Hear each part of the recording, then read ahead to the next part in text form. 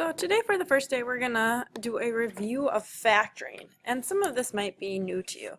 So the first thing you always do is you always look to pull out a greatest common factor. For example, if you had 2x squared plus 6, your greatest factor, you could divide 2 out of these, so it would become 2x squared plus 3. So that's the first thing you look for, and then there's 4 different ways of factoring that we're going to take a look at. The first one is difference of squares, and I bet you guys saw this last year. A squared minus b squared factors into a plus b minus a minus b.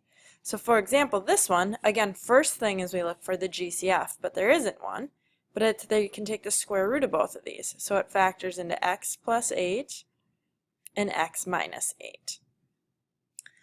Now the second one, if we look for a GCF, they're both divisible by 2, and you could divide them both by n.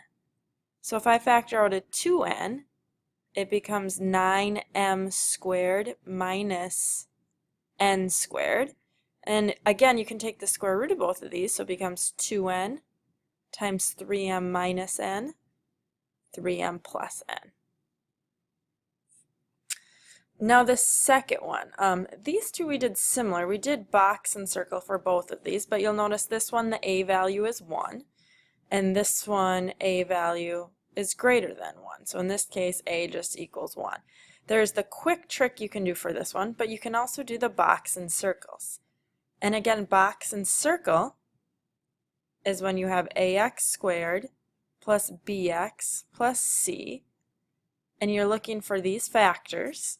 And on the outside, you multiply a times c, and you want factors that add to b. So we'll take a look at this next page here. For example, this one, if we were to do the box and circle with it, we have x squared negative x negative 42. So 1 times negative 42 is negative 42, and you want them to add to negative 1, that b term. So I know that this is negative 7 and 6. So in here we have negative 7x and 6x, so x times x minus 7 plus 6. So it factors into x minus 7, x plus 6. You guys might remember the shortcut, it has to multiply to this, so negative 7 times 6, and add to negative 1. Now this next one, you'll notice there's a GCF of 2 in all of these. So this factors out to 2w squared plus 10w plus 25. And if we do our shortcut, it has to multiply to this and add. I know it's going to be 5 and 5, so it factors into w plus 5 times w plus 5, or you might see this as 2 times w plus 5 squared. Now when you're doing these trinomials here and a is not 1, you cannot just say it has to multiply to 6 and add to 25. You need to do the box here. But one thing I notice is all of these are divisible by 3. 3 10x squared minus 9x plus 2. So let's see, if we box and circle, 10x squared negative 9x 2.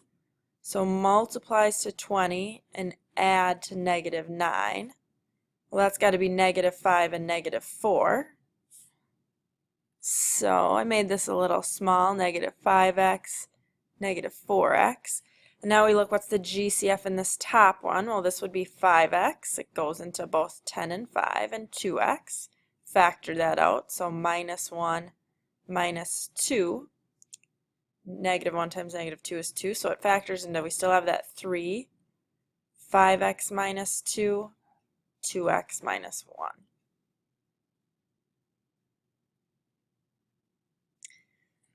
Alright, so this next one, can we divide anything out? No, so we can go straight to our box and circle.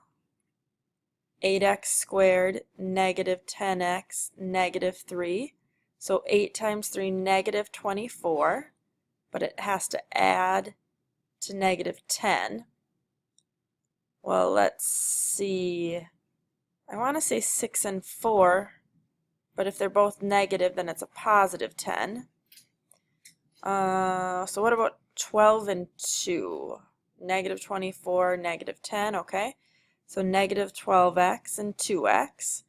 And now what's our GCF here? Well, 8 and 12, you can divide 4 into both of these. So we have 4x and 2x. Let's see, 4 times negative 3 gives us 12. 2 times 1.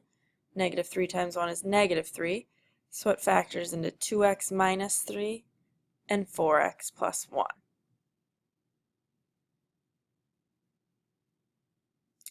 All right, now factoring by grouping, this is the last one. This might be new for you guys. You'll notice that there's 4 terms here. When there's 4 terms, we like to split it in half, and now we're going to just take the GCF of both sides. So this one, I notice I can divide an a squared into both of them.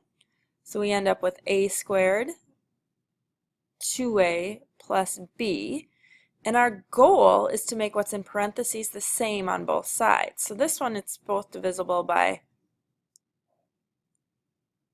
5. So we have 5 times 2a minus b. Oh, excuse me, this is supposed to be a plus b, my bad. So you'll notice how our parentheses are the same, so now it factors into a squared plus 5 and 2a plus 5. And this, oh, actually, I think it was right. Let's back up the train. This should be minus b, okay. Because it only works if you can get the parentheses to be the same. So this would be 2a minus b, and this is minus b. So it factors into a squared plus 5 and 2a minus b. So again, our goal is to make those parentheses the same here. So this one, let's see, this left side, it looks like there's an x squared that can be factored out of both. So this would be x minus 5. And what's divisible by both of these? Well, that's a 3. So we'd have x and then minus 5 again. So it factors into x squared plus 3 and x minus 5.